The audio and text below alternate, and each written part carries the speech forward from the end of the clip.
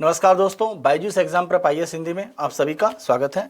आज के हमारे साप्ताहिक आर्थिकी सत्र में हम 19 नवंबर से 25 नवंबर 2022 के बीच के प्रमुख आर्थिक समाचारों की चर्चा करेंगे। साथ साथ उनसे संबंधित जो भी प्रारंभिक या मुख्य परीक्षा के प्रश्न होंगे उनकी भी हम चर्चा करेंगे। तो आज के सत्र को हम लोग आगे बढ़ाते हैं और सबसे पहले अपने समाचार को देखते हैं। और ये जीएसटीएन के संदर्भ में प्रमुख रूप से सरकार के द्वारा एक जो आदेश दिया गया है उसको लेकर हम यहाँ पर चर्चा कर रहे हैं। प्रमुख रूप से आप ध्यान रखें, जीएसटीएन के बारे में आप सभी लगभग जानते होंगे कि जीएसटी का जो भी एक तरह से ढांचा है उसमें अगर हम प्रमुख रूप से आईटी की बात करते हैं, इंफॉर्मेशन टेक्नोलॉजी की बात करते हैं, तो सूचना प्रौद्योगिकी के संदर्भ में जो भी अलग अलग कह सकते हैं कार्य हैं वो जीएसटीएन के द्वारा एक तरह से पूरी तरह से करे जा रहे हैं। साथ साथ जो भी जीएसटी को लागू करने के लिए पूरा एक आधारभूत ढांचा है खासतौर से सूचना प्रौद्योगिकी का, उसको भी जीएसटीएन के द्वारा ही एक तरह से मेंटेन किया जाता है। तो यहाँ पर अगर हम देखें तो जीएसटीएन के संदर्भ में एक घोषणा की गई है कि जो जीएसटीएन है वो एक तरह से एक अकाउंट एग्रीगेटर के रूप में काम करेगा। तो यहाँ पर एक शब्द सामने आ रहा है, अकाउंट एग्रीगेटर। तो देखिए, अकाउंट एग्रीगेटर के संदर्भ में आप ध्यान रखें कि आरबीआई के द्वारा प्रमुख रूप से इसको एक तरह से नियंत्रित किया जाता है। यानी कोई भी संस्था अगर अकाउंट एग्रीगेटर के रूप में काम कर रही है तो ये जिम्मेदारी एक तरह से आरबीआई के पास है। यानी आरबीआई के पास उस संस्था को रजिस्टर्ड होना पड़ेगा अगर वो अकाउंट एग्रीगेटर के रूप में काम कर रही है। तो ये अगर हम देखें तो आरबीआई का 2016 का प्रमुख रूप से एक आदेश है, उस कह सकते हैं आदेश के माध्यम से अकाउंट एग्रीगेटर भारत में काम करते हैं। पिछले साल से अगर हम देखें 2021 से प्रक्रियाओं को थोड़ा सा विस्तारित किया गया है। अकाउंट एग्रीगेटर का एक तरह से मतलब ये हुआ कि जो भी अलग अलग तरह की सूचनाएं होती हैं किसी भी उपभोक्ता के संदर्भ में, उसको सभी को अगर हम देखें तो अकाउंट एग्रीगेटर के पास इकट्ठा किया जाता है। जैसे मान लीजिए आपके कितने अलग अलग खाते हैं, बचत खाते, चालू खाते, आपने कहाँ कहाँ कितना निवेश किया है, या अलग अलग प्रकार की अगर हम बात करें तो जो बीमा की आपकी पॉलिसी हैं वो कौन कौन सी हैं, या आपने कोई पेंशन के प्लान लिए हैं तो वो आपके कितने हैं। यानी जो भी आपके अलग अलग वित्तीय सूचनाएं हैं वो इकट्ठा रहेंगी कहाँ पर, अकाउंट एग्रीगेटर के पास। और एक सामान्य तरीका देखें, जैसे मान लीजिए किसी को ऋण लेना है तो ऋण लेने के लिए जब भी आप एक तरह से बैंक के पास जाते हैं तो बैंक आपसे क्या है, अलग अलग तरह की आपकी सूचनाएं मांगता है कि आपके आर्थिक खाते की स्थिति क्या है, जो भी आपका बैंक खाते में पैसा है या आपने जो लोन लिया है, सारी स्थितियां बैंक एक तरह से जांच करता है जब भी आपको कोई नया लोन या ऋण सैंक्शन किया जा रहा है। तो यहाँ पर सरकार ये चाहती है कि ये जो प्रक्रिया है जहाँ पर उपभोक्ता को सारी बातें बतानी पड़ती हैं, बैंक किसी माध्यम से ये सूचना प्राप्त कर पाए, लेकिन इसकी अनुमति एक तरह से उपभोक्ता के द्वारा ही दी जाए। यानी उपभोक्ता ए है तो वो अनुमति देगा कि उसकी कौन सी सूचना एक तरह से साझा करनी है, कौन सी नहीं करनी है। उस सूचना जो साझा की गई है उसके आधार पर बैंक लोन देगा या नहीं देगा, वो सारी प्रक्रियाएं की जाएंगी। तो इस तरह का काम सामान्य तौर पर अकाउंट एग्रीगेटर एक तरह से कर रहे हैं और ये आरबीआई के साथ रजिस्टर्ड होते हैं। और यहाँ पर आप देखें, इनको प्रमुख रूप से नॉन बैंकिंग फाइनेंशियल कंपनी का एक तरह से दर्जा है, यानी गैर बैंकिंग वित्तीय कंपनी अकाउंट एग्रीगेटर, इस तरह का दर्जा इनको दिया जाता है आरबीआई की तरफ से।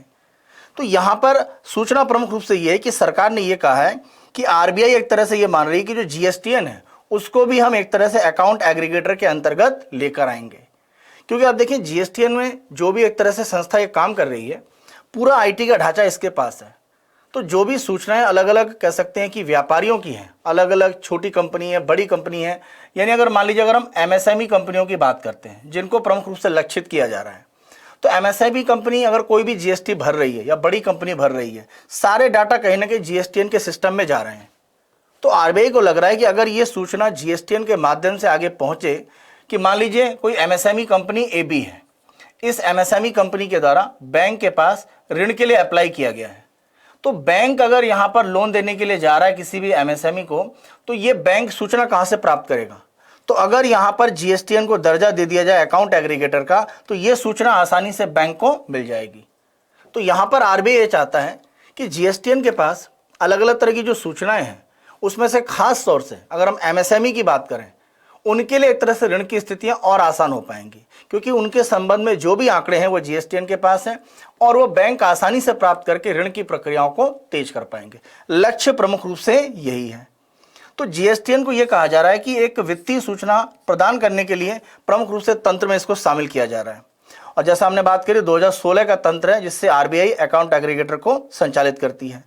अकाउंट एग्रीगेटर का प्रमुख रूप से काम क्या है कि जो भी एक तरह से व्यक्ति है, उपभोक्ता है और वित्तीय संस्था है, उनके बीच में डाटा को एक तरह से साझा करने का ये काम करता है। और आप देखें जब भी इस तरह की सूचनाएं आप साझा कर पाते हैं, ऋण देने की जो प्रक्रिया है वो बहुत आसान हो जाती है, क्योंकि बैंक को पहले से ही आपके संदर्भ में जो वित्तीय सूचना है वो पता है आपको ऋण देना है कि नहीं देना है। क्योंकि सामान्य तौर पर देखा क्या जाता है कि किसी व्यक्ति का जो सिबिल स्कोर है वो कितना बेहतर है, उस आधार पर उसको ऋण दिया जाता है या नहीं दिया जाता है। तो ये सूचना अगर आपके पास पहले ही है तो आप किसी उपभोक्ता को ऋण दे रहे हैं या नहीं दे रहे हैं, या आसानी से आप निर्णय कर पाएंगे। तो ये तंत्र थोड़ा सा मजबूत होगा। अगर हम वर्तमान स्थितियों में देखें तो अकाउंट एग्रीगेटर भारत में जो अलग अलग रूप में काम कर रहे हैं, लगभग 1 अरब जो खाते हैं भारत में, और 17 बैंक और 48 जो गैर बैंक ऋणदाता अकाउंट हैं, वो एक तरह से अकाउंट एग्रीगेटर के ढांचे में शामिल हैं। तो भारत में 1 अरब खाते लगभग हैं, वो अकाउंट एग्रीगेटर के पास पहुंच चुके हैं, उनकी सूचनाएं वहां पर इकट्ठा हैं। और जैसे हमने बात करी कि जब हम जीएसटीएन को शामिल कर रहे हैं तो जीएसटीएन को शामिल करने का उद्देश्य एमएसएमई को ऋण की स्थितियां बढ़ाना है, क्योंकि जब एमएसएमई किसी तरह के ऋण के लिए अप्लाई करता है तो सारी सूचनाएं जीएसटीएन के माध्यम से बैंक को मिल पाएगी, कारण जीएसटीएन को अकाउंट एग्रीगेटर का दर्जा दिया जा रहा है। तो ये एक तरह से आसान हो जाएगा। यहाँ पर सरकार ये कह रही है कि जीएसटी जो भी एक तरह से अलग अलग तरीके से कंपनियों के द्वारा भरा जाता है, तो उसका जो रिटर्न है उसका प्रमुख रूप से जो कह सकते हैं एक डाटा है वो इकट्ठा करने, और उसमें क्या डाटा आया है, कितना एक तरह से जीएसटी दिया गया है, कितना बकाया है, वो सारे आंकड़े राजस्व विभाग जो वित्त मंत्रालय का विभाग है उसके द्वारा देखा जाएगा। तो यहाँ पर आरबीआई ये कह रहा है कि जो राजस्व विभाग है वो जीएसटीएन के लिए एक तरह से नियामक, एक रेगुलेटर होगा, यानी किस तरह से जीएसटी का जो रिटर्न है वो अलग अलग रूप में उसके पास पहुंच रहा है।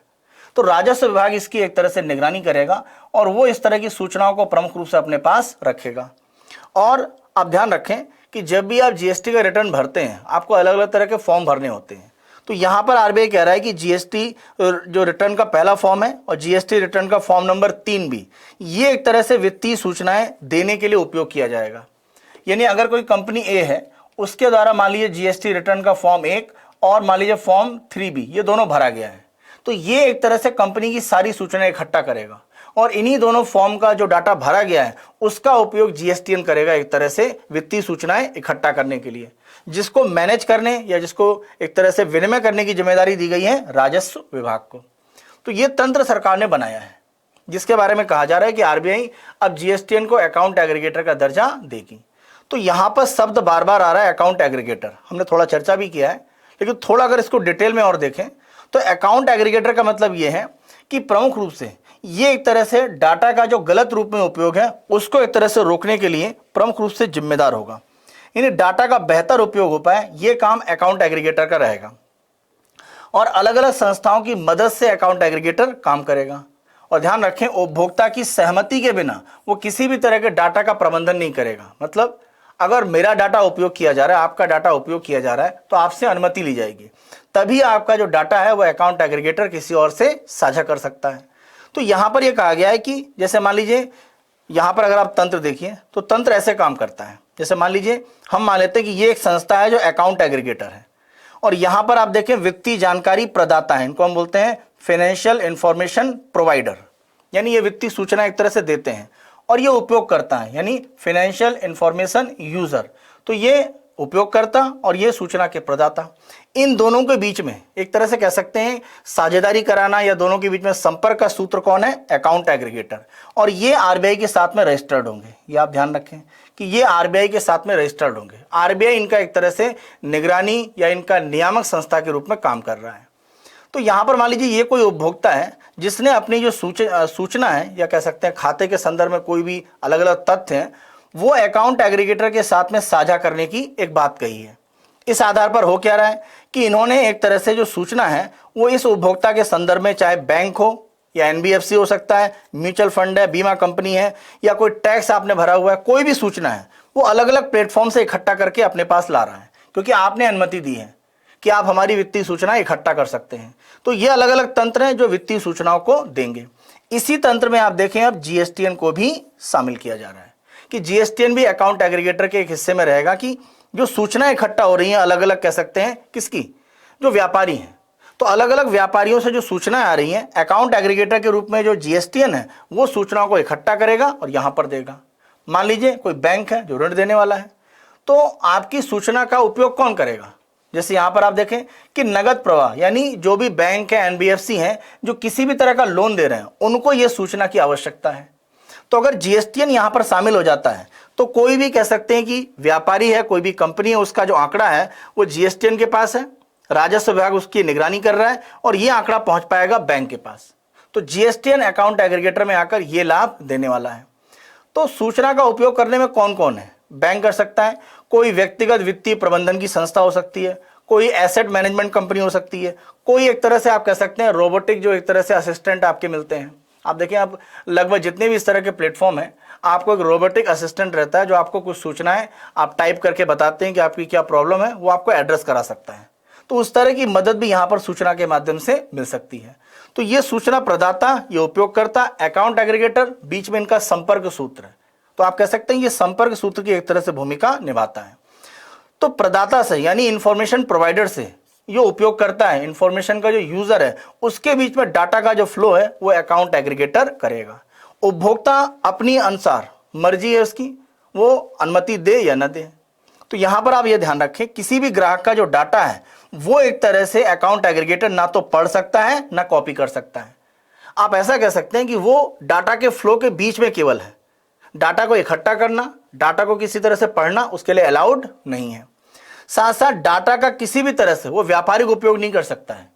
यानी मेरी सूचना किसी अकाउंट एग्रीगेटर के पास इकट्ठा है, वो उसको बेचकर, सामान्य तौर पर ऐसा होता है, आप देखें कि आपका खाता किसी एक बैंक में है या आपने कोई एक बैंक में पॉलिसी ली है और आप देखें कई बैंक से बहुत सारे दूसरी जो बीमा की पॉलिसी वाली कंपनी है उनके आपके पास कॉल आते हैं, एसएमएस आते हैं। वो कहाँ से आता है? तो आपके डाटा को एक तरह से उपयोग किया जाता है। तो यहां पर अकाउंट एग्रीगेटर को पूरी तरह से प्रतिबंधित किया गया है कि जो भी सूचनाएं हैं आप उसको किसी भी तरह से दोबारा बेचकर कोई उसका व्यापारिक उपयोग नहीं करेंगे। और कौन सा डाटा एक तरह से सूचना के लिए देना है, कौन सा नहीं देना है, सब उपभोक्ता के ऊपर निर्भर करता है। तो आप ध्यान रखें, आरबीआई इसको नियंत्रित कर रहा है और जो भी कह सकते हैं सूचनाएं हैं उनको एक तरह से आप कह सकते हैं इनक्रिप्टेड रखा जाएगा, यानी कूट भाषा में होगा। तो इनक्रिप्शन के माध्यम से जितनी भी सूचनाएं वो इकट्ठी की जाएंगी और डिजिटल रूप में आप देखें हस्ताक्षर, उससे किसी भी कह सकते हैं उपभोक्ता की जो मंजूरी है वो प्राप्त की जाएगी। तो ये अकाउंट एग्रीगेटर के काम करने का तंत्र है। यहां पर आरबीआई कह रहा है कि इस तंत्र में अब जीएसटीएन को भी हम जल्द शामिल कर रहे हैं। और सबसे प्रमुख लाभ यह है कि कंपनियों की सूचनाएं आसानी से बैंकिंग तंत्र तक जाएंगी, जिससे कि उनके ऋण लेने की जो प्रक्रिया है वो बेहतर हो पाएगी। तो ये पूरा अकाउंट एग्रीगेटर का एक तरह से सिद्धांत है। इस आधार पर एक प्रारंभिक परीक्षा के प्रश्न को देखते हैं। अकाउंट एग्रीगेटर के संबंध में निम्न कथनों पर विचार कीजिए। पहला कथन देखते हैं। पहला कथन, इसका नियंत्रण आरबीआई और सेबी द्वारा संयुक्त रूप से किया जाता है। देखिए गलत है, अभी हमने बात करी सेबी नहीं, केवल आरबीआई के द्वारा अकाउंट एग्रीगेटर का प्रमुख रूप से विनिमय किया जा रहा है। उपभोक्ता की सूचना अकाउंट एग्रीगेटर व्यापारिक रूप में उपयोग कर सकते हैं। गलत है, किसी भी तरह का कमर्शियल यूज, कोई भी वित्तीय सूचना का अकाउंट एग्रीगेटर करने के लिए एक तरह से उनको कोई इस तरह का आदेश नहीं है। तो दोनों कथन गलत हैं। इस आधार पर हमारा उत्तर हो जाता है डी, दोनों असत्य हैं। अगले आलेख को देखते हैं और ये ई कॉमर्स के अलग अलग कह सकते हैं जो प्लेटफॉर्म है वहां पर जो रिव्यू किए जाते हैं उनके संदर्भ में सरकार ने कुछ दिशा निर्देश जारी किए हैं। आप बहुत सारे इस तरह के सामान खरीदते हैं, किसी भी आप जैसे अमेजन है या मान लीजिए फ्लिपकार्ट का पार्ट है, कहीं पर भी आप सामान खरीद रहे हैं तो सामान खरीदने से पहले आप एक तरह से उस सामान के जो रिव्यू होते हैं, जो समीक्षा होती है, वो देखना पसंद करते हैं। और आपको ये देखना होता है कि खासतौर पर आपकी कोशिश ये रहती है कि रिव्यू में रेटिंग कितनी अच्छी दी गई है, क्वालिटी कितना है। तो अलग अलग तरीके से रेटिंग जो रिव्यू उसमें दी जाती है और उससे आपको अनुमान लगता है कि कोई उत्पाद है वो खरीदने लायक है या नहीं है। तो सरकार ये कह रही है कि इस तरह से बड़े पैमाने पर फेक तरीके से लोगों के द्वारा डिजिटल प्लेटफॉर्म पर रिव्यू प्रस्तुत किए जा रहे हैं और ये क्या है, उपभोक्ता को नुकसान पहुंचाता है। मान लीजिए किसी ए कंपनी का प्रोडक्ट है और बी मान लीजिए किसी बड़े यूट्यूब चैनल पर या कहीं पर भी मान लीजिए रिव्यू किया जा रहा है या उस ई कॉमर्स पोर्टल पर ही रिव्यू किया जा रहा है। तो इस व्यक्ति ने अगर कंपनी से मान लीजिए कुछ पैसा लिया हुआ है तो कंपनी के जो प्रोडक्ट है उनका रिव्यू वो क्या करेगा, अच्छा करेगा। प्रोडक्ट अच्छा है या नहीं है वो बात की बात है, क्योंकि उससे व्यापारिक लाभ हो रहा है। और आप देखें बहुत सारे इस तरह के जो रिव्यू होते हैं उनमें लोगों को आप देखें बहुत सारे जो प्रोडक्ट है वो फ्री में दिए जाते हैं कि आप रिव्यू कीजिए, अनबॉक्सिंग कीजिए, उसकी विशेषताएं सही रूप में बताइए और उस आधार पर उनके प्रोडक्ट बिकते हैं। लेकिन रिव्यू सही है या नहीं है, जो करने वाला व्यक्ति है वो कितना एक तरह से विश्वसनीय है, ये सरकार के द्वारा तंत्र बनाने का प्रयास किया जा रहा है। इसी संदर्भ में प्रमुख रूप से सूचना है। तो सरकार ये कह रही है कि हम एक मानक बनाएंगे, एक स्टैंडर्ड बना देंगे कि ई कॉमर्स की जो भी एक तरह से वेबसाइट है, जो भी प्लेटफॉर्म है, वहां पर कोई भी रिव्यू कर रहा है, ये सिस्टम है, ये हमारे स्टैंडर्ड्स हैं, आपको इसे फॉलो करना है, इसी के अनुसार आप अपने रिव्यू आगे प्रस्तुत करेंगे। और ये कहा गया है कि प्रारंभ में इसको सरकार वॉलंटरी स्वैच्छिक रखेगी और बाद में इसको मैंडेटरी अनिवार्य कर दिया जाएगा। यानी जितने भी इस तरह के रिव्यू करने वाले हैं ई कॉमर्स के प्लेटफॉर्म पर, उनके लिए इन मानक को मानना आगे चलकर अनिवार्य हो जाएगा। साथ साथ सरकार ये कह रही है कि कोशिश प्रमुख रूप से ये है कि जो भ्रामक एक तरह से समीक्षाएं होती, गलत होती है, उनको रोका जाए। और अगर मान लीजिए आपको लगता है कि जो मानक सरकार ने दिए हैं वो मानक पूरे नहीं हो रहे हैं, तो आपको सुविधा है कि आप राष्ट्रीय उपभोक्ता हेल्पलाइन पर एक तरह से फोन कर पाएं। यहां पर आपके लिए प्रश्न है कि राष्ट्रीय उपभोक्ता हेल्पलाइन का नंबर क्या है, वो आप लोग बताएं। इसी के साथ साथ उपभोक्ता आयोग, या अगर हम बात करते हैं केंद्रीय उपभोक्ता संरक्षण प्राधिकरण यानी सेंट्रल कंज्यूमर प्रोटेक्शन अथॉरिटी यानी सीसीपीए, आप वहां पर अपनी शिकायत कर सकते हैं। आपको लगता है किसी व्यक्ति ए के द्वारा रिव्यू प्रस्तुत किया गया, रिव्यू में कहा गया इसको 5 स्टार, आपने सामान खरीद लिया और क्वालिटी बहुत खराब है, तो जिम्मेदारी किसकी थी? जिसने रिव्यू किया था। तो इसके संदर्भ में आप उपभोक्ता संरक्षण के लिए शिकायत में जा सकते हैं। यह सरकार के द्वारा एक मानक में यहां पर प्रमुख रूप से लाया जा रहा है। सरकार यह भी कह रही है कि उस सभी प्लेटफॉर्म पर लागू होगा जो उपभोक्ताओं की समीक्षाएं किसी भी तरह से प्रकाशित करते हैं। यानी ऐसा नहीं है कि सरकार निर्धारित कर दे कि यह प्लेटफॉर्म पर होगा, इस पर नहीं होगा। नहीं, जो भी इस तरह के रिव्यू प्रस्तुत करने वाले प्लेटफॉर्म पर हैं कोई भी, उन सभी को इस मानक के अंतर्गत आना पड़ेगा। और सरकार के द्वारा ये जो नियम बनाया जा रहा है, इसको नाम क्या दिया जा रहा है? भारतीय मानक IS 19000/2022 ऑनलाइन उपभोक्ता समीक्षाएं, उनके संग्रह और मॉडरेशन और प्रकाशन के लिए सिद्धांत और आवश्यकताएं। ये कह सकते हैं पूरा फ्रेमवर्क या ढांचे का नाम है। इंग्लिश में अगर हम देखें, Indian standard 19000/2020 online consumer reviews principles and requirements for their collection, moderation and publication. और ये भारतीय मानक ब्यूरो यानी bureau of Indian standard BIS के द्वारा प्रमुख रूप से निर्धारित किया गया है। तो उनके द्वारा ये मानक बनाए गए हैं। एक महत्वपूर्ण बिंदु है, आप इसे ध्यान रखें। तो BIS ने कुछ मानक बना दिए, इसके अनुसार आपको एक तरह से रिव्यू करना पड़ेगा।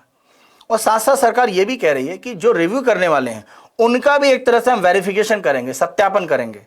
और ये उनके ईमेल एड्रेस के अनुसार, टेलीफोन कॉल या SMS के द्वारा, या कोई लिंक दिया जाएगा उस पर क्लिक करके उनका पंजीकरण कराना, या कैप्चा सिस्टम का उपयोग किया जाएगा। तो इनमें से बहुत सारे तंत्र हैं जो रिव्यू करने वालों को अब पूरा करना पड़ेगा, जिससे कि सरकार के एक तंत्र में सूचना रहे कि भाई इस व्यक्ति के द्वारा रिव्यू किया गया है और रिव्यू वाले प्रोडक्ट का जो रिव्यू था वो गलत था या सही था। अगर कोई उपभोक्ता शिकायत करेगा तो जो रिव्यू करने वाला है उसके ऊपर सरकार एक तरह से नकेल कस पाएगी।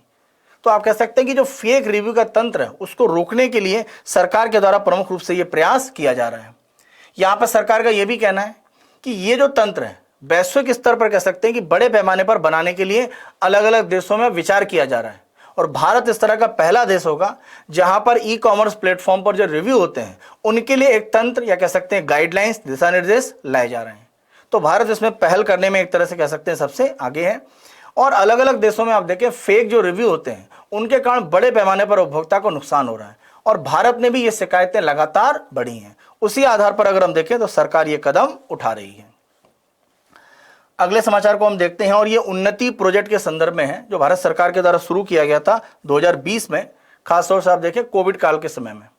तो कोविड में सरकार के एक तरह से लगा कि प्रमुख रूप से अगर हम मनरेगा योजना की बात करें तो मनरेगा में बड़े पैमाने पर जो लोग काम कर रहे हैं वहां पर आप देखें बहुत ज्यादा उनके पास कोई कौशल है, कोई ट्रेनिंग है, ऐसा नहीं है। तो स्किल बहुत ज्यादा नहीं है जो लोग मनरेगा में काम करते हैं।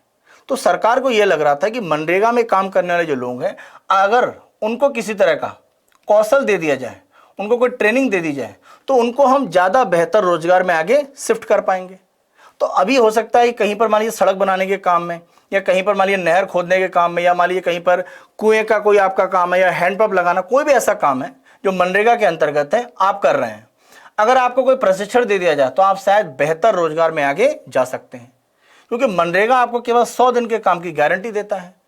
तो उन्नति योजना के माध्यम से सरकार एक ट्रेनिंग की जो स्थिति है, प्रशिक्षण की स्थिति है, वो मनरेगा कर्मियों के लिए लेकर आई थी।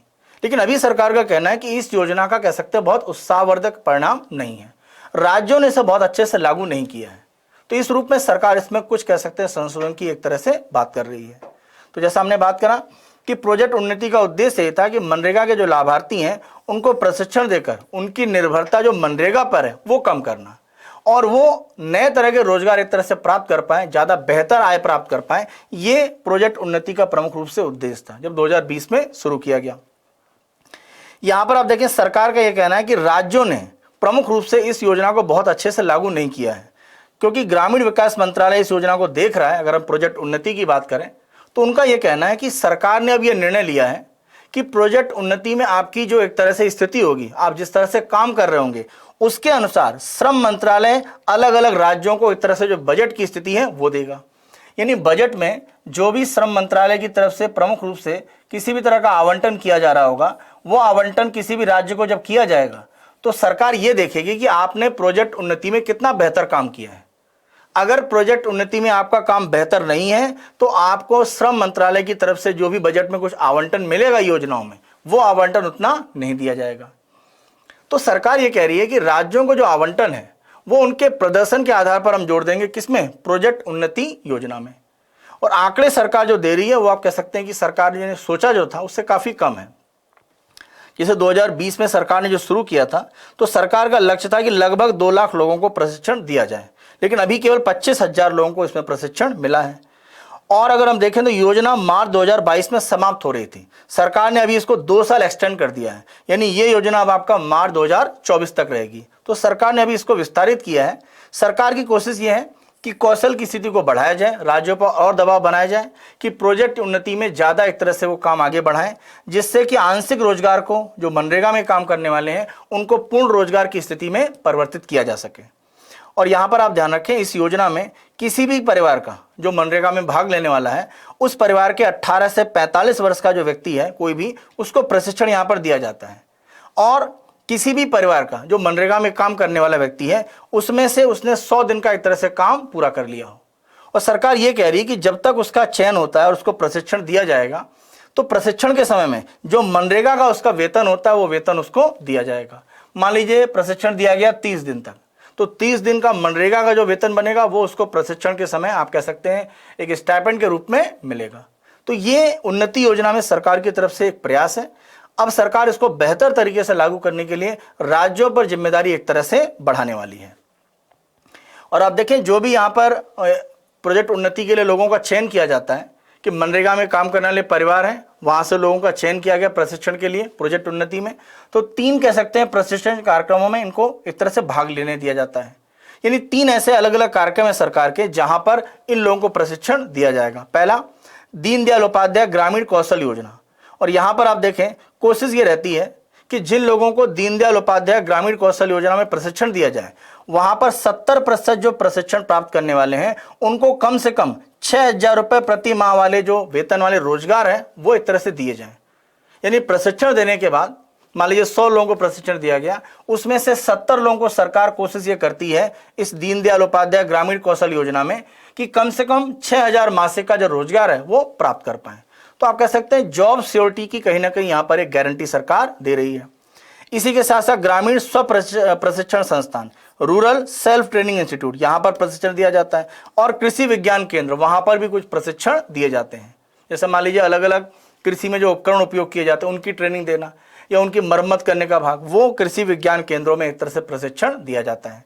तो ये 3 प्रशिक्षण कार्यक्रम जो मनरेगा में काम करने वाले लोग हैं, ज़्यादातर अकुशल होते हैं, कोई स्किल नहीं होती है, उनको स्किल देने का एक तरीका है और ये रोजगार की स्थितियों को अर्थव्यवस्था में थोड़ा बेहतर करेगा। आज के अगले यहाँ पर अपने समाचार को हम देखते हैं। और ये EPFO यानी अगर हम employees provident fund organisation EPFO की योजना की बात करें तो EPFO योजना में जो लोग भाग ले रहे हैं और उसके लिए जो वेतन की एक सीमा होती है उसको सरकार यहाँ पर बढ़ाने के लिए प्रयास करने वाली है। यानी सरकार ने एक तरह से एक सूचना दी है कि जो एक तरह से वेतन की सीमा है उसको बढ़ाया जाएगा। देखिए, EPFO के माध्यम से आप देखेंगे जो प्रोविडेंट फंड का हिस्सा है, जो भविष्य निधि संस्था है, ये कोशिश ये करती है कि जिनके पास ज़्यादा आमदनी नहीं है वो लोग कुछ पैसा इकट्ठा करके अपने रिटायरमेंट के बाद की स्थितियाँ यानी सामाजिक सुरक्षा वो प्राप्त कर पाएँ। तो EPFO का प्रमुख रूप से जो प्रयास है कि जिनका वेतन कम है उन लोगों में एक तरह से जो सामाजिक सुरक्षा की स्थिति उसको एक तरह से बेहतर किया जाए, ये प्रमुख रूप से सरकार यहाँ पर प्रयास कर रही है। तो सरकार ये कह रही है कि जो EPFO है उसकी एक योजना है जो सेवानिवृत्ति बचत योजना है, यानी रिटायरमेंट सेविंग प्लान है। तो इस योजना को जो EPFO संचालित कर रहा है उसमें भाग लेने के लिए वेतन की जो सीमा है वो वर्तमान में 15,000 रुपए मासिक है। सरकार एक तरह से चाह रही है कि इसको बढ़ाकर 21,000 रुपए प्रतिमाह कर दिया जाए। तो देखिए 15,000 की लिमिट है और सरकार अगर 15,000 को बढ़ाकर 21,000 की लिमिट कर देती है, इसका मतलब क्या है, ज्यादा लोग ईपीएफओ की ये जो सेवानिवृत्ति बचत योजना है उसमें शामिल हो पाएंगे। क्योंकि अभी ये है कि 15,000 या उससे नीचे अगर आपका वेतन है मासिक रूप में, तो इस योजना में भाग लेना आपके लिए आवश्यक है। 15,000 से ऊपर है तो कुछ अनुमति विशेष रूप में आप प्राप्त करके इसमें भाग ले सकते हैं, आपके लिए अनिवार्य नहीं है। तो यहां पर सरकार ये चाह रही है कि 15,000 से लिमिट अगर 21,000 की जाएगी तो ज्यादा लोग ईपीएफओ योजना में शामिल हो पाएंगे, यानी ज्यादा लोगों को हम सामाजिक सुरक्षा दे पाएंगे। यहां पर आप ध्यान रखिए 2014 में पिछली बार यह सीमा जो वेतन की वो बढ़ाई गई थी, यानी 2014 के पहले आप देखें वेतन की सीमा 6500 रुपए थी, इसको बढ़ाकर सरकार ने 15,000 रुपए किया था। और आप ये ध्यान रखें कि ईपीएफओ की जो लिमिट है उन रोजगारों पर लागू होती है जहां पर 20 से अधिक कर्मचारी काम करते हैं। तो 20 या उससे ज्यादा कर्मचारी काम करते हैं, ईपीएफओ की ये लिमिट लागू है। यानी कहीं पर मान लीजिए 25 लोग किसी कंपनी में काम कर रहे हैं, तो यहां पर जितने भी कर्मचारी हैं अगर उनका वेतन 15,000 या उससे नीचे है तो ईपीएफओ की इस योजना में भाग लेना उनके लिए आवश्यक है। और जब भी आप ईपीएफओ योजना में एक तरह से भाग लेते हैं तो कर्मचारी और जो कंपनी है, यानी जो एक तरह से एम्प्लॉयर है और एम्प्लॉय, दोनों की तरफ से योगदान किया जाता है। तो कुछ पैसा एक तरह से दिया जा रहा है कर्मचारी के द्वारा और कुछ पैसा कंपनी दे रही है, और जो पैसा इकट्ठा होता है वो कहीं ना कहीं कर्मचारी के लिए सामाजिक सुरक्षा का आधार बनता है। यहां पर सरकार का यह कहना है कि अगर सीमा बढ़ाई जाएगी तो कर्मचारी ज्यादा शामिल होंगे और उनके लाभ की स्थितियां भी एक तरह से बढ़ेंगी।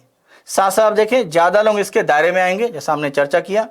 और सरकार का यह कहना है कि जो नई लिमिट बढ़ाई जा रही है 75 लाख और कर्मचारी ईपीएफओ के दायरे में आ पाएंगे, यानी 15,000 से 21,000 करने पर सरकार यह मान रही है 75 लाख ज्यादा लोग इसमें शामिल हो पाएंगे। और वर्तमान में आप देखें लगभग 6.8 करोड़ लोग हैं जो कर्मचारियों के रूप में अलग अलग जगह काम कर रहे हैं और ईपीएफओ में वो पंजीकृत हैं। तो सरकार ये चाह रही है कि कोशिश ये है कि उच्च वेतन सीमा का निर्धारण करके हम ये एक तरह से चाहते हैं कि जैसे जैसे एक तरह से महंगाई बढ़े तो वेतन की स्थितियां बढ़नी चाहिए। तो सरकार अब ये चाह रही है कि समय समय पर इसकी समीक्षा की जाए और ये मुद्रास्फीति से इसको लिंक कर दिया जाए। जैसे अभी सरकार ने यह कहा कि इसको 21,000 रुपये मासिक कम कर रहे हैं, तो मान लीजिए 5 साल के बाद कुछ महंगाई बढ़ी है, महंगाई बढ़ेगी तो कहीं ना कहीं लोगों के वेतन बढ़ने की स्थितियां हैं, खर्चे बढ़ रहे होते हैं। तो उस स्थिति में सरकार आप देखें कि किसी भी कर्मचारी को जो डियरनेस अलाउंस होता है, जिसको हम बोलते हैं महंगाई भत्ता, वो दिया जाता है। तो अगर आपका महंगाई भत्ता आपके वेतन में जुड़ रहा है तो हो सकता है 21,000 से यह बढ़कर आपका मान लीजिए 24,000 मासिक हो गया, लेकिन सरकार ने लिमिट 21,000 बना रखी है। तो जैसे ही आप 24,000 में गए आप इस योजना से बाहर हो गए, मतलब आपके लिए आवश्यक नहीं है, आप चाहे तो इसमें शामिल रहे। तो 21,000 की जो लिमिट है अभी सरकार बढ़ा रही है। सरकार यह कह रही है कि आगे चलकर ये जो वेतन है इसको हम मुद्रास्फीति से लिंक करने वाले हैं, यानी जैसे जैसे मुद्रास्फीति बढ़ रही होगी लोगों को जो महंगाई भत्ता या डियरनेस अलाउंस दिया जाएगा उसके अनुसार हम लगातार जो मासिक वेतन की सीमा है ईपीएफओ के लिए उसकी समीक्षा करेंगे और इसको थोड़ा थोड़ा बढ़ाते चलेंगे। आप देखिए 2014 में बढ़ाया गया था, आज हम 2022 में, 8 साल में आपने कुछ बढ़ोतरी नहीं करी। तो 15,000 जिसकी सैलरी रही होगी 2014 में, आज अगर मान लीजिए 30,000 हो गई है तो वो तो ईपीएफओ से बाहर हो गया। उसकी मर्जी है वो शामिल हो चाहे ना हो, लेकिन मैंडेटरी रूप में, आवश्यक रूप में वो योजना का भाग नहीं हो सकता है।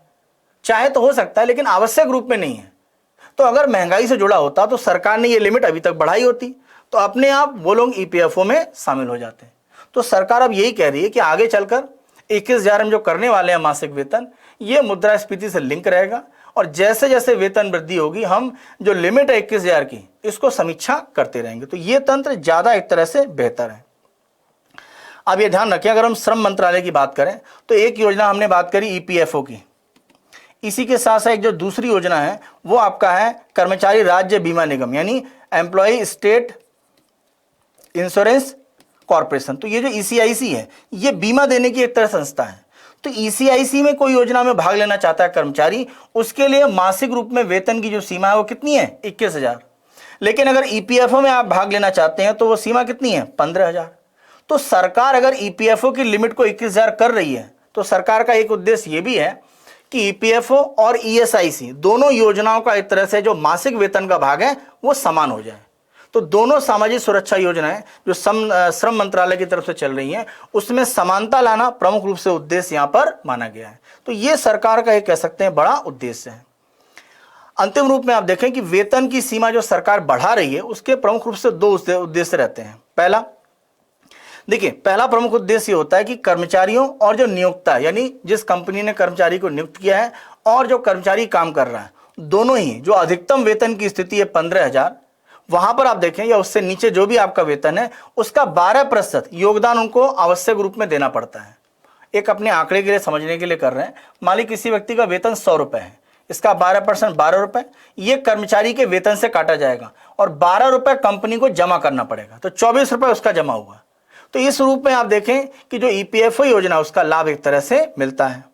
यहां पर आप ध्यान रखें, संगठित क्षेत्र के जो कर्मचारी हैं 15,000 रुपए प्रति माह से कम कमाते हैं, उन्हें ईपीएफओ का सदस्य बनना आवश्यक है। उसके ऊपर है, आपकी मर्जी है, आप शामिल हो चाहे ना हो। आप यह भी ध्यान रखें कि कर्मचारी फंड के लिए अधिक भुगतान कर सकता है, यानी ये जो 12% की लिमिट है ये कर्मचारी बढ़ा सकता है, यानी 12% पैसा आपको एक तरह से देना आवश्यक है। 12 के ऊपर आपकी मर्जी है, आप बढ़ा सकते हैं। लेकिन जो एक तरह से कंपनी है, जो नियुक्त करने वाली संस्था है, उसके लिए ऐसी कोई बाध्यता नहीं है, उसको 12% ही देना आवश्यक है। वो ऊपर दे चाहे ना दे उससे मतलब नहीं है, 12% वो दे।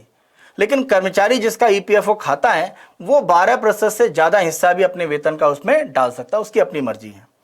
और आप ये ध्यान रखें कि सरकार का ये जो कदम यहाँ पर 21,000 रुपये किया जा रहा है 15,000 से, तो बहुत सारे विश्लेषक इसका विरोध भी कर रहे हैं। उनका कहना है कि आपने अगर 15,000 से बढ़ाकर 21,000 कर दिया है तो लघु उद्योगों पर इसका असर पड़ेगा। क्योंकि आप फिर ये ध्यान रखिए कि अगर आप 21,000 की बात कर रहे हैं और मान लीजिए कोई कर्मचारी 21,000 रुपये कमाता है, किसी मान लीजिए लघु उद्योग में वो काम करता है, तो होगा क्या? ऐसी स्थिति में इस कर्मचारी का जो वेतन है उसका 12% वो स्वयं डालेगा और इसका 12% कंपनी को भी डालना पड़ेगा। तो यहां पर जो एनालिस्ट है वो यही बात को कह रहे हैं कि जो लघु उद्योग है, अगर आप 15,000 से 21,000 करेंगे तो 21,000 का जो 12% है वो उन्हें डालना पड़ेगा अपनी कंपनी की तरफ से। उपभोक्ता डालेगा वो अलग बात है, लेकिन कंपनी को डालना पड़ेगा। अभी तक कंपनी 15,000 का मैक्सिमम 12% डाल रही थी, अब 21,000 का, तो लघु उद्योगों का जो भुगतान है सामाजिक सुरक्षा में वो बढ़ेगा। तो यहां पर विश्लेषक ये मान रहे हैं कि हो सकता है कि बहुत सारे लघु उद्योग इस स्थिति का सामना न कर पाए, उनके पास संसाधन उतने ना हो, तो उनके लिए आर्थिक स्थिति खराब हो सकती है। तो सरकार को यह पक्ष भी एक तरह से ध्यान रखना पड़ेगा जब सरकार के द्वारा ईपीएफओ में यह लिमिट बढ़ाई जा रही है। इसी आधार पर जो हमने चर्चा करी, एक प्रश्न देखते हैं प्रारंभिक परीक्षा का। कर्मचारी भविष्य निधि संगठन यानी ईपीएफओ की सेवानिवृत्ति बचत योजना के संबंध में निम्न कथनों पर विचार करें। पहला, कर्मचारी भविष्य निधि संगठन की सेवानिवृत्ति बचत योजना में कर्मचारियों और नियोक्ता दोनों को अनिवार्य रूप से 15,000 रुपए के अधिकतम वेतन पर 12% का योगदान देना होगा। तो ये दोनों देते हैं, अधिकतम आपका 15,000 का 12%, उससे कम है तो वो 12% ही आपको देना है। तो पहला ठीक है। संगठित क्षेत्र के कर्मचारी जो 15,000 रुपए प्रति माह से कम कमाते हैं उन्हें ईपीएफओ का सदस्य बनना आवश्यक है, ये बिल्कुल सही है। 15,000 से अगर आप नीचे हैं तो आवश्यक है, 15,000 के ऊपर हैं तो आप चाहें तो एक परमिशन या अनुमति के बाद इसमें शामिल हो सकते हैं, आपके मैंडेटरी आवश्यक नहीं है। लेकिन अगर आप 15,000 के नीचे हैं देन आपको इस योजना में शामिल होना आवश्यक है। तो दोनों कथन यहां पर सत्य हैं, तो हमारा उत्तर हो जाता है सी, दोनों 1 और 2 कथन सत्य हैं। अगले समाचार को देखते हैं और यहां पर सुप्रीम कोर्ट की तरफ से आप देखें, जो भारत के मुख्य न्यायाधीश हैं उनकी तरफ से घोषणा की गई है कि कर के संदर्भ में अलग अलग जो विवाद है हमारे सुप्रीम कोर्ट में, उनका निपटारा करने के लिए अलग से एक जो बेंच है उसकी स्थापना की जाएगी। तो सरकार की तरफ से अगर आप देखें तो कई बार ये बातें की गई, या कह सकते हैं न्यायपालिका की तरफ से ये बातें कही गई कि कर के संदर्भ में बहुत सारे मामले सुप्रीम कोर्ट में लंबित हैं, तो अगर उनकी सुनवाई करने के लिए अलग से बेंच बन जाए तो शायद ये निर्णय ज्यादा तेजी से आ पाए।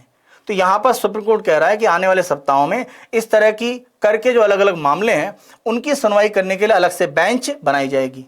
और आप यहां पर ध्यान रखें कि सरकार का प्रमुख रूप से मानना यह है कि कर के संदर्भ में जो भी निर्णय है सबसे ज्यादा 2015 में सुप्रीम कोर्ट में दिए गए, 2007 के बाद अगर हम देखें, और ये निर्णय अगर हम देखें तो कहीं ना कहीं ये दिखा रहा है कि कर संदर्भ में अलग अलग जो केस हैं वो बड़े पैमाने पर सुप्रीम कोर्ट में आ रहे हैं। तो सुप्रीम कोर्ट का यही मानना है कि अगर इस तरह की अलग बेंच होगी तो शायद निर्णय बेहतर रूप में हो पाएगा। और आप ध्यान रखें, सरकार की तरफ से और साथ साथ सुप्रीम कोर्ट की तरफ से ये माना जा रहा है कि कर संदर्भ के जो भी अलग अलग मामले हैं अगर वो जल्दी निपटारा होते हैं तो भारत में जो व्यापार करने की सुगमता है वो थोड़ा सा आसान होगी, क्योंकि कोई भी कर का विवाद है अगर आसानी से जल्दी हल हो पाता है तो व्यापारिक जो हित होते हैं वो लोगों के संरक्षित होते हैं। देखिए, निर्णय आपके पक्ष में आ सकता है, विपक्ष में आ सकता है, दोनों में से कोई एक पक्ष होगा, लेकिन निर्णय आना चाहिए, क्योंकि अनिर्णय की जो स्थिति होती है वो एक तरह से व्यापारिक हितों को ज्यादा नुकसान पहुंचाती है।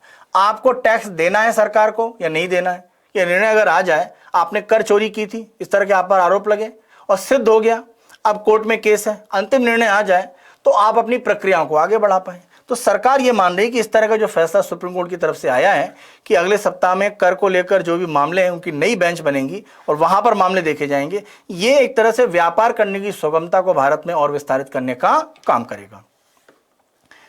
अगले यहां पर समाचार को देखें तो ये भी एक प्रमुख रूप से सूचना है, और ये सूचना अगर हम बात करें तो ये बुधवार के दिन जो एक घटना हुई उसके संदर्भ में है। अगर हम भारत सरकार की सरकारी प्रतिभूति की प्रमुख रूप से बात करें तो भारत सरकार की तरफ से जो सरकारी प्रतिभूति उनको जारी करता है भारत सरकार की तरफ से कौन? आरबीआई।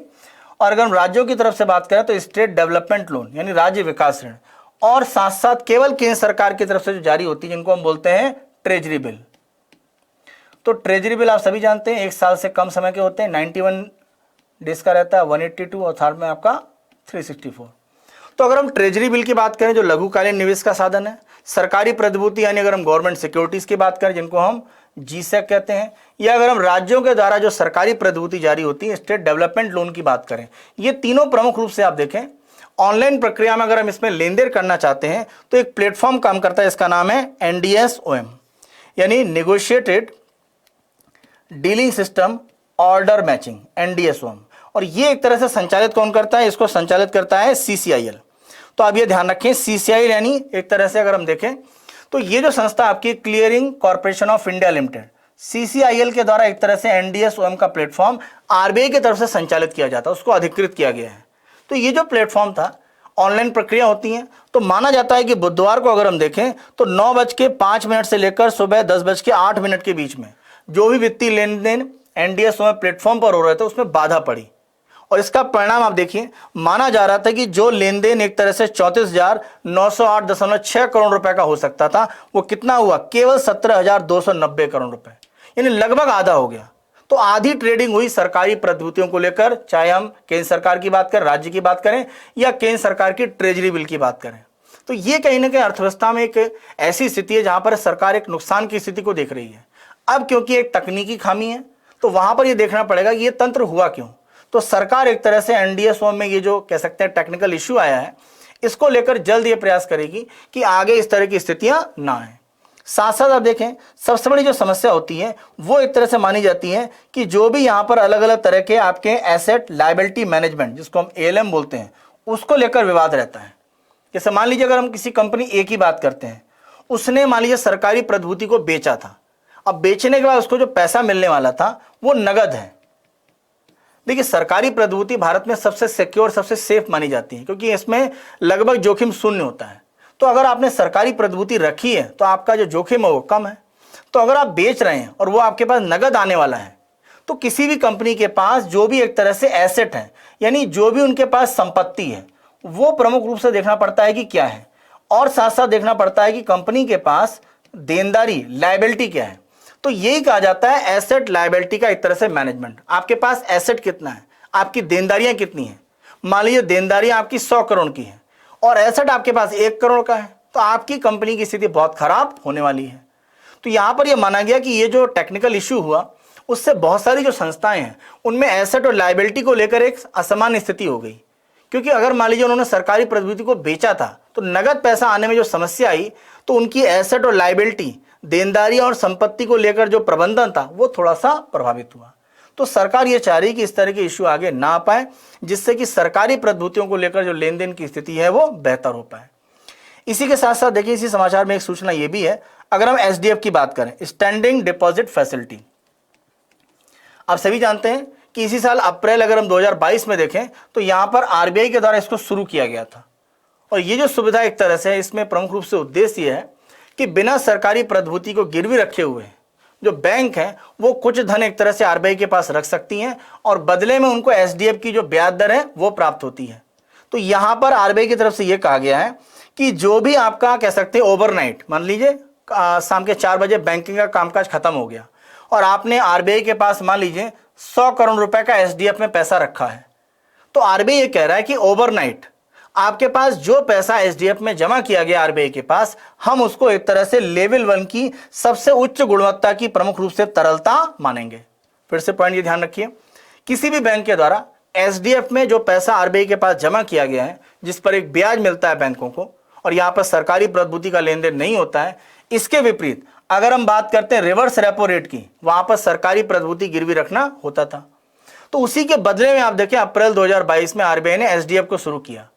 तो आरबीआई ये कह रहा है कि ओवरनाइट आपके पास जो एसडीएफ का फंड है, जो आपने आरबीआई के पास जमा किया है, वो फंड आपका ए कैटेगरी का, यानी इसको हम लेवल 1 की बात कर रहे हैं, सबसे उच्च गुणवत्ता का एक तरह से जो तरलता है वो माना जाएगा, क्योंकि इसका उपयोग आपको करना होता है लिक्विडिटी, यानी अगर हम बात करते हैं लिक्विडिटी कवरेज रेशियो, तो ये जो तरलता कवरेज अनुपात होता है एलसीआर, इसको पूरा करने में आपको सबसे अच्छी जो तरलता वाला पैसा होता है वो चाहिए।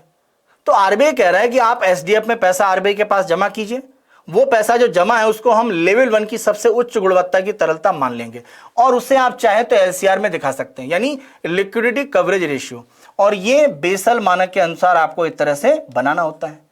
तो दोनों पक्ष हैं, आरबीआई ये चाह रहा है कि एसडीएफ में पैसा भी जमा हो और साथ साथ एलसीआर का जो अनुपात है वो बैंक बना पाए। यहां पर एक शब्द उपयोग हो रहा है तरलता। देखिए, तरलता का मतलब होता है कोई भी धन कितनी आसानी से उपयोग हो रहा है। जैसे पैसा अगर चालू खाते में बचत खाते में है, तो बचत खाता ज्यादा आपका तरल है क्योंकि आसानी से उपयोग कर सकते हैं, उसमें किसी तरह की ऐसी प्रतिबंध की स्थितियां नहीं है। या अगर मान लीजिए आपके पास गोल्ड है और दूसरी तरफ आपके पास नगद है, नगद सबसे तरल होता है। लेकिन मान लीजिए गोल्ड है और आपके पास मान लीजिए कोई कंपनी का शेयर है, तो शेयर और गोल्ड की तुलना में गोल्ड ज्यादा तरल हो गया। तो यहां पर एसडीएफ का जो आप बैलेंस रखते हैं बैंक के रूप में, वो आपके लेवल 1 यानी उच्च कैटेगरी की कह सकते हैं, उसको तरलता माना गया है, उसको आप एलसीआर में दिखा सकते हैं। ऐसा आरबीआई की तरफ से यहां पर घोषणा की गई है। अगले समाचार को देखते हैं और यह भी एक सूचना के रूप में है। जितना भी हमारा जो पब्लिक डिस्ट्रीब्यूशन सिस्टम है, यानी सार्वजनिक जो हमारी वितरण प्रणाली है, उसमें अगर हम देखें तो हमारे यहाँ फेयर प्राइस शॉप होते हैं, जिनको सामान्य अगर हम बोलचाल की भाषा में कहें तो इनको हम राशन की दुकानें बोलते हैं। तो राशन की दुकानें जो फेयर प्राइस शॉप है, वो भारत में अगर हम देखें तो माना जाता है कुल मिलाकर 5.34 लाख एक तरह से काम करते हैं। तो ये जो राशन की दुकानें हैं, इनका जो कह सकते हैं, क्योंकि राशन की दुकान का मतलब एक छोटा सा कह सकते हैं एक गोडाउन है, वहां पर एक दुकान है जहां पर सारा सामान रखा जा रहा है, उपभोक्ता जब राशन लेने आ रहे हैं सरकारी तो उनको दिया जा रहा है। तो ये सारा तंत्र यहां से संचालित हो रहा है राशन की दुकान से। तो सरकार ये चाह रही है कि राशन की दुकानों का उपयोग अन्य रूप में बढ़ाया जाए। ऐसा नहीं कि जो उनका काम चल रहा है उसके अलावा कुछ और भी वो काम करें। तो यहां पर सरकार की तरफ से ये घोषणा की गई थी और ये पहले भी घोषणा हो चुकी है, हमने इसे एक तरह से अपने साप्ताहिक आर्थिक सत्र में कवर भी किया था कि सरकार ने यह कहा था कि ये जो राशन की दुकानें हैं, इनको हम एक तरह से कॉमन सर्विस सेंटर के रूप में आगे संचालित करेंगे। तो कॉमन सर्विस सेंटर का मतलब बहुत सारी सुविधाएं जो सरकार उपभोक्ताओं को देना चाहती है, जैसे आधार कार्ड के संदर्भ में आधार कार्ड प्राप्त करना, उसमें परिवर्तन कराना, पैन कार्ड के संदर्भ में कोई भी इस तरह के काम है वो आप कॉमन सर्विस सेंटर से कर सकते हैं। तो यहां पर सरकार ये कह रही है कि प्रारंभिक रूप में सरकार के द्वारा ये 2.2 यानी 2.12, फिर से ध्यान रखें, सरकार ने कितना बोला, 2.12 लाख जो हमारे राशन की दुकानें फेयर प्राइस शॉप है, उनको हम कॉमन सर्विस सेंटर के रूप में एक तरह से परिवर्तित करेंगे और अलग अलग तरह की जो सेवाएं हैं वो इनके द्वारा दी जाएंगी। सरकार ये कह रही है कि वर्तमान में 38,000 इस तरह के कह सकते हैं राशन की दुकानें हैं जो कॉमन सर्विस सेंटर के रूप में काम कर रही हैं। तो सरकार यह संख्या बढ़ाकर 2,12,000 तक करने वाली है, क्योंकि आप देखें 5 लाख से ऊपर हैं। तो अभी सरकार आधे के आंकड़े पर भी नहीं जा रही है, लेकिन सरकार इन सभी को आगे चलकर कवर करेगी। सरकार का प्रमुख रूप से यह कहना है कि ये जो 2,12,000 लाए जा रहे हैं राशन की दुकानें कॉमन सर्विस सेंटर के रूप में, ये अगर हम देखें तो गुजरात, उत्तराखंड, हिमाचल प्रदेश, मध्य प्रदेश, झारखंड, राजस्थान और तमिलनाडु में प्रमुख रूप से हैं। और यहां पर आप देखें कि जो भी इस तरह के पीडीएस हमारे आउटलेट हैं, जो राशन की दुकानें हैं, 5 लाख अगर हम 34,000 की बात करें, इनके द्वारा 800 मिलियन यानी आप देखें 80 करोड़ परिवारों को राष्ट्रीय खाद्य सुरक्षा एक्ट में एक तरह से राशन दिया जाता है। यहां पर सरकार यह कह रही है कि आप जो 80 करोड़ लोगों को राशन दे रहे हैं राष्ट्रीय खाद्य सुरक्षा एक्ट के अंतर्गत, इससे अलग हटके आपको कुछ और काम भी करने हैं। जैसे आधार या पैन कार्ड की बात करें, या ट्रेन की बुकिंग करना हो, किसी भी तरह से मान लीजिए आपको बैंक में अपना बैलेंस चेक करना है, या अन्य प्रकार की जो भी सूचनाएं हैं, सरकार की अलग अलग योजनाओं में आपकी योग्यता है या नहीं है, तो ये विविध प्रकार के जो काम है वो कॉमन सर्विस सेंटर पर दिए जाएंगे। और ये कॉमन सर्विस सेंटर कहां पर काम करेंगे हम? ये एक तरह से राशन की दुकानों से संचालित होंगे। तो सरकार का ये मानना है कि जो भी हमारे इस तरह के राशन की दुकान है, संख्या ज्यादा है, उनके लाभ की स्थितियों को बढ़ाया जाए। और सरकार ये भी कह रही है कि औसत रूप में, मासिक रूप में अगर हम देखें यहाँ पर, तो जो भी एक तरह से यहाँ पर डिस्ट्रीब्यूशन का नेटवर्क है, उनके द्वारा लगभग 60 से 70 मिलियन टन जो सब्सिडी वाला राशन है वो वार्षिक रूप में आप देखें एक तरह से डिस्ट्रीब्यूट किया जाता है। यानी 60 से 70 मिलियन जो भी राशन दिया जा रहा है राशन की दुकानों से सस्ते रूप में, वो अगर हम देखें तो वार्षिक रूप में एक खर्चा है जो इनके द्वारा किया जा रहा है। तो ये तंत्र करने के बाद भी उनके पास समय रहता है, तो वहां पर वो क्या काम करें? तो उसके लिए कहा जा रहा है कि उनको एक तरह से काम करने की स्थितियां बढ़ाई जाएं।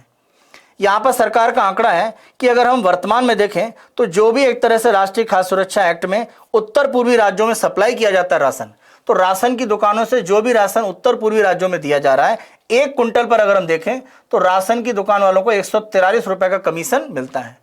और उत्तर पूर्वी राज्यों को अगर हम छोड़ दें तो 1 कुंटल पर यह आपका आंकड़ा कितना है? 70 रुपए का। तो आप देखें आर्थिक रूप में लाभ है, लेकिन बहुत बड़े पैमाने पर नहीं दिख रहा है। तो सरकार कह रही है कि ये उनको लाभ तो है ही है, लेकिन अगर वो कॉमन सर्विस सेंटर के रूप में काम करेंगे तो उनके आर्थिक लाभ और बढ़ेंगे। तो आप कह सकते हैं कि कॉमन सर्विस सेंटर की स्थिति को बढ़ाने के लिए प्रमुख रूप से सरकार के द्वारा यह प्रयास किया जा रहा है। अगले यहां पर अगर हम समाचार को देखें तो ये निर्यात के संदर्भ में सरकार ने कुछ टैक्स लगाए थे, उनको यहां पर समाप्त किया गया है। देखिए जरा, प्रमुख रूप से अगर हम देखें इस साल मई 2022 में सरकार ने यह कहा था कि अलग अलग प्रकार के जो भी लॉ एस का हम आयात कर रहे होते हैं, प्रमुख रूप से अगर हम देखें तो लॉ एस के आयात की जो स्थितियां, निर्यात की स्थितियां हैं, उसमें एक तरह से आप देखें हमारे यहाँ जो कम गुणवत्ता का, यानी जिसको हम बोलते हैं लो ग्रेड का, तो कम गुणवत्ता का जो भी एक तरह से आयरन ओर होता है, हम बड़े पैमाने पर उसको क्या करते हैं? निर्यात करते हैं। क्योंकि भारत में जो स्टील उत्पादक कंपनियां जो स्टील यानी आयरन स्टील का उत्पादन कर रही हैं, उनके द्वारा आप देखें हाई ग्रेड के आयरन का ज्यादा उपयोग किया जाता है। यानी उच्च गुणवत्ता का जो लोहा लॉ एस्क होता है वो भारतीय एक तरह से जो इस्पात उत्पादक का उपयोग करते हैं। भारत में आप देखें लो ग्रेड का, कम गुणवत्ता वाला जो आयरन ओर है वो बड़े पैमाने पर उत्पादन हो रहा है, उसको क्या किया जाता है? निर्यात किया जाता है। तो यहां पर मई 2022 में सरकार ने एक तरह से 50% का निर्यात शुल्क लगा दिया और साथ साथ ये कहा कि जो भी एक तरह से आपका अलग अलग और लौह अयस्क जो निर्यात किया जा रहा है, तो लौह अयस्क का जो निर्यात हो रहा है जिससे आगे चलकर इस्पात बनेगा, उसमें अगर आप देखें कि लोहे की मात्रा 58% से कम है, तो ऐसा लौह अयस्क सरकार ने उस पर 50% का निर्यात शुल्क लगा दिया। तो आप निर्यात कर रहे हैं, उस पर शुल्क लगाया, तो वो क्या हो जाएगा? महंगा। और इससे व्यापारी ये कह रहे हैं कि जो भी भारत में लॉ एस्क का निर्यात किया जा रहा था उसमें एक तरह से गिरावट आई है और स्थिति ये बन गई है कि अक्टूबर जो माह यानी अक्टूबर 2022 में लगभग शून्य स्तर पर भारत से लॉ एस्क का निर्यात किया गया है। सरकार का यह भी एक तरह से काम हुआ था, जो सरकार ने किया था कि कुछ ऐसे भी लोहे के भाग थे जहां पर सरकार ने जो टैक्स था प्रमुख रूप से वो 30% से प्रमुख रूप से जो बढ़ा हुआ था वो 30% से बढ़ाकर 50 एक तरह से था, तो सरकार इसको 50 से घटाकर फिर से 30 पर ला रही है। तो सरकार ने 2 कदम उठाए हैं। ये जो 50% का शुल्क है उसको सरकार ने हटा दिया जो मई 2022 में लगा था। कुछ शुल्कों को बढ़ाकर जो 30 किया गया था 50 से 30, देखिए सरकार के द्वारा कुछ शुल्क को बढ़ाकर 50% किया गया, इसको सरकार वापस ला रही है 30 में, और कुछ शुल्क सरकार ने 50% लगाए थे उसको समाप्त किया जा रहा है। तो 2 तरीके हो रहे हैं। लॉ एस पर कुछ जगह शुल्कों में कमी लाई जा रही है और कुछ शुल्कों को पूरी तरह से हटाया जा रहा है जो हम लॉ एस का निर्यात कर रहे हैं। क्योंकि सरकार ने अगर मई में ये शुल्क लगाए थे तो कारण क्या था? सरकार ये देख रही थी कि बड़े पैमाने पर भारत से जो लॉ एस का उसको निर्यात किया जा रहा है, लेकिन हमारे यहाँ जो इस्पात उत्पादक है उनको आसानी से सस्ता ये जो आपका लॉ एस है वो नहीं मिल रहा है। तो सरकार का यह कहना था कि भाई हमारे यहाँ लॉ एस का उत्पादन हो रहा है, आप इसको निर्यात कर दे रहे हैं, हमारे यहाँ जो आयरन स्टील की कंपनी उनको सस्ता मिल नहीं रहा है। तो ये तो वही बात हुई, कच्चा माल हमारे यहाँ का है, आप निर्यात कर रहे हैं, हमारी जो स्टील उत्पादक कंपनियां उनको आप सस्ता नहीं दे रहे। तो सरकार ने निर्यात पर कुछ शुल्क लगा दिए कि आप विवश हो जाएं घरेलू कंपनियों को लॉ एस सप्लाई करने के लिए, लेकिन उसका बहुत सकारात्मक प्रभाव नहीं देखा गया। क्योंकि हुआ ये कि भारत में जो कंपनियां हैं वो उच्च गुणवत्ता का लॉ एस का उपयोग करती हैं स्टील उत्पादन के लिए, तो निर्यात तो कम हो गया, हमारा बाजार जो प्रमुख रूप से चीन था वो एक तरह से कम हुआ। अब सरकार एक तरह से यह समझ रही है कि निर्यात की स्थितियां जो गिरी हैं उन्हें सुधारने की जरूरत है, तो सरकार ने यह शुल्कों में गिरावट लाई है या समाप्त किया है। लेकिन अब एक तरह से जो कंपनियां वो कह रही हैं कि चीन में अब उतनी ज्यादा मांग है नहीं, तो हमें कह सकते हैं कि वापस अपनी पुरानी स्थिति में आने में थोड़ा सा समय लगेगा।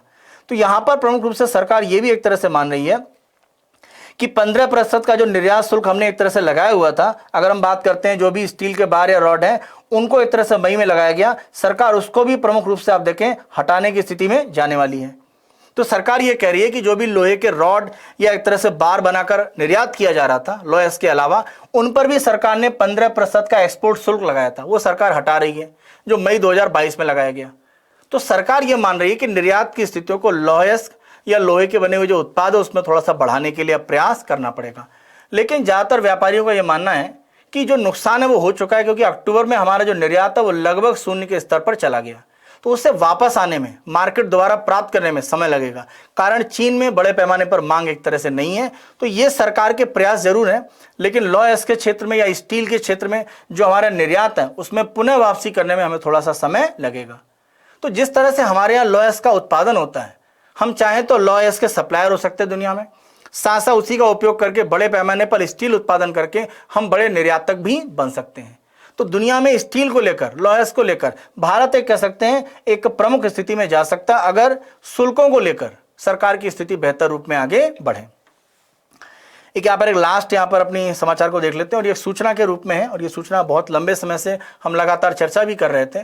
भारत में आप देखें जैसे जीएसटी का जो तंत्र था कि मान लीजिए जीएसटी की रेट 18% है और सरकार ने इसको घटाकर 12% कर दिया, तो ये जो जीएसटी की रेट घटी है इसका लाभ एक तरह से उपभोक्ता को मिलना चाहिए। अगर कंपनियां उपभोक्ता को ये लाभ नहीं देती हैं तो ये एक तरह से क्या है, ये मुनाफाखोरी प्रक्रिया कहलाती है। इसको रोकने के लिए अगर हम भारत सरकार के वित्त मंत्रालय के राजस्व विभाग के अधीन देखें, एक संस्था काम करती है, राष्ट्रीय मुनाफाखोरी रोधी प्राधिकरण यानी national anti profiteering authority NAA। ये जो संस्था एक तरह से काम कर रही है, इसको शुरुआती 2 वर्षों के लिए बनाया गया था, लेकिन इसका कार्य विस्तार करके अभी भी संचालित हो रही है। अब सरकार के द्वारा यह घोषणा की गई है कि आगामी दिसंबर से ये जो संस्था है इसका जो विलय है वो एक तरह से कंपटीशन कमीशन ऑफ इंडिया में कर दिया जाएगा, यानी भारतीय प्रतिस्पर्धा आयोग में इसका विलय कर दिया जाएगा। और ये संस्था अगर हम देखें, भारतीय प्रतिस्पर्धा आयोग, ये भारत में मोनोपोली या एकाधिकार को रोकने के लिए काम करती है। तो इसमें विलय करके प्रमुख रूप से इस संस्था का जो काम है वो उपभोक्ताओं के संदर्भ में अलग अलग जो जीएसटी की रेट के परिवर्तन के लाभ है वो देने की जिम्मेदारी अब एक तरह से कंपटीशन कमीशन ऑफ इंडिया की होगी। यहां पर आप ध्यान रखें कि मुनाफाखोरी रोधी की जो प्रक्रिया है उसमें जांच करने के लिए एक संस्था काम करती है जिसका नाम है directorate general of anti profiteering. तो यहां पर प्रमुख रूप से आप देखें सरकार के द्वारा यह कहा जा रहा है कि जो भी संस्था है जो यहां पर जांच करती है DGAP, ये संस्था बंद नहीं की जाएगी। यानी एक तरह से मुनाफाखोरी रोधी जो महानिदेशालय है जो जांच करता है इसकी, वह ऐसे ही काम करेगा। तो ये संस्था वैसे ही एक तरह से काम करती रहेगी और जो भी अपनी रिपोर्ट है वो सबमिट करेगी किसको, उपभोक्ता के संदर्भ में जो भी एक तरह से जांच करके निर्णय आता है कि जीएसटी की रेट घटाई गई, उपभोक्ता को लाभ नहीं हुआ, जांच कौन करेगा, DGAP, directorate general of anti profiteering. तो ये जो महानिदेशालय है इसको बंद नहीं किया जा रहा है, इसका विलय नहीं किया जा रहा है। अब ये अपनी जांच की रिपोर्ट देगा किसको, भारतीय प्रतिस्पर्धा आयोग को। पहले ये आपका NA यानी नेशनल एंटी प्रॉफिटरिंग अथॉरिटी को देता था। तो ये एक परिवर्तन यहां पर किया गया है। अब देखने वाली बात ये रहेगी कि CCI, क्योंकि उसके ऊपर पहले ही एक कार्यभार है, तो जो भी यहां पर अलग अलग निर्णय है वो कितनी तेजी से हो पाते हैं। तो ये जो विलय करके जो हमारा भारतीय प्रतिस्पर्धा आयोग है उसके काम को एक तरह से विस्तारित किया जाएगा इस 1 दिसंबर से, क्योंकि वो राष्ट्रीय मुनाफाखोरी रोधी प्राधिकरण के कार्य को भी देखेगा। महत्वपूर्ण बिंदु जो है कि यहां पर जो महानिदेशालय है जो मुनाफाखोरी रोधी की जांच करता है, directorate general of anti profiteering, वो एक तरह से अलग से काम करता रहेगा, लेकिन रिपोर्ट करेगा किसको, भारतीय प्रतिस्पर्धा आयोग को। तो ये एक सूचना, इसको आप ध्यान रखें। तो ये हमारा साप्ताहिक आर्थिक सत्र है जहां पर हमने 19 नवंबर से 25 नवंबर 2022 के बीच के प्रमुख आर्थिक समाचारों की चर्चा करी। आशा करते हैं कि Byju's exam prep IAS Hindi की ये जो साप्ताहिक आर्थिकी पहल है आप पसंद कर रहे हैं। अगर आपको ये पहल पसंद आ रही है तो अधिक से अधिक संख्या में लाइक करें, शेयर करें और हमारे चैनल को आज ही सब्सक्राइब करें। तो आज के सत्र को यहीं पर समाप्त करते हैं। आप सभी अपना बेहतर तरीके से ध्यान रखें। Good night, take care.